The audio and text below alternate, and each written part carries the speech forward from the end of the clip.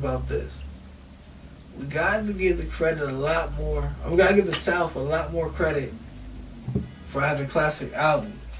Because we've been doing album appreciation on Instagram, Threads, Facebook, all over social media basically.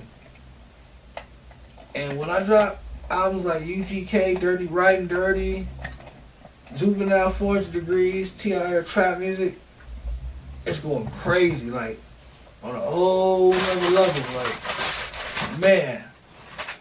So like we gotta give them more credit, but let's dig into these albums. Starting off with OutKast, they have two on the list, Aquemini and AT Aliens.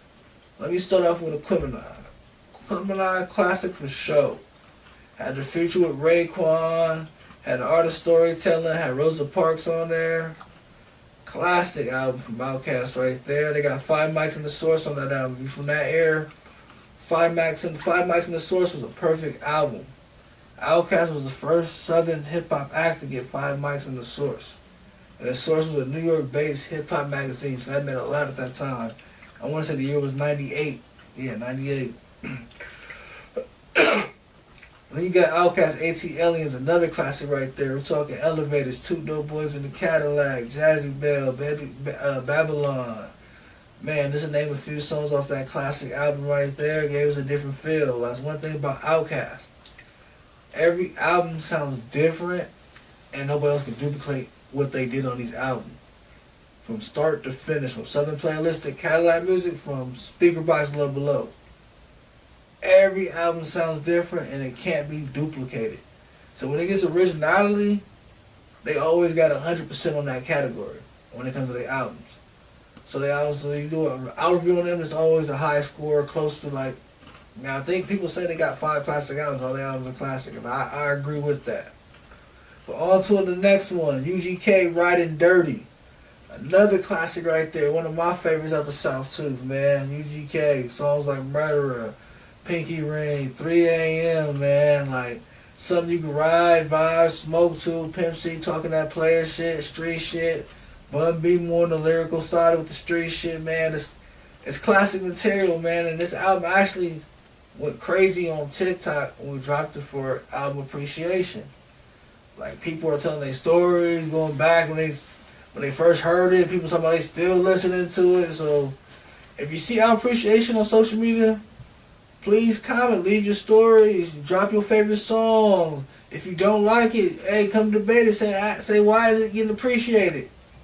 We read the comments, we respond, man. Check it out, man. We like to have that dialogue with whoever out there, you know? Get that conversation going about this great thing we call hip-hop. But next on the list is Scarface The Fix, another classic out of Houston, Texas, man. I want to say this is the second album Scarface did on Def Jam.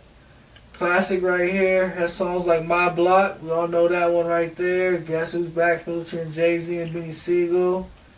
Had a classic, I think it was Favor for a Favor with Nas. Man, classic album right here, man. I still slap this one to this day too. Next one, Juvenile, 400 Degrees. This is a groundbreaking classic Southern album. Broken the door for Cash Money Records when he dropped Hot, man. I remember seeing the video as a kid on BET. Dope, never seen nothing like that. He's looking regular, looking, you know, in the project, the white Benz. My brother went out and bought the album after he saw the video, and it was a dope album. Had Back That Ass Up on there, classic song. Man, the song 400 Degrees, still one of my favorite Juvenile songs to this day. Juvenile's an artist I feel like deserves more credit in the South for the work he put in. Like, he has a good catalog of albums, breakthrough songs, got songs that still get radio play today, club play. Man, Rodeo, Slow Motion. She get it from her mama, like he got club bangers. The next on the list, we got Lil Wayne's Carter 3. I was like, why did you say Carter 2? Yeah, we say Carter 2 is a classic, but if we look at impact, number, and changing the game, is more Carter 3. You gotta look at bigger singles, more radio play. Wayne just came off a big mixtape run. It impacted his career, kind of birthed Young Money, the label Young Money through the Carter 3 album. So yeah, Carter 3 was a very classic, impactful album for the South also. Some ones I can also mention on here is probably Future's Dirty Sprite 2.